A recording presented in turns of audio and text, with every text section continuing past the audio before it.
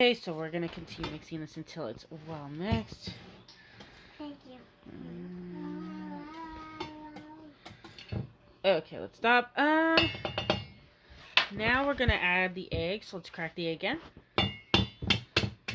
In the bowl, without the shells. That's his goodie. Let's put the eggshell in the garbage. Hold it 1 sec. So, I put the milk in until they're are nice and liquidy, but thin liquidy. That's my choice. You can make them a little bit fluffy by putting less milk in them, and you can make them thicker by adding baking powder. I don't usually put baking powder in, but you definitely could. So we'll put the milk in.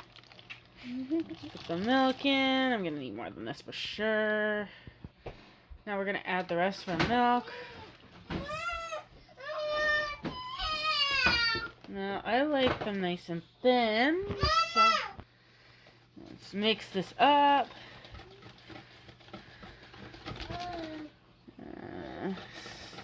Till you see it all mixed properly.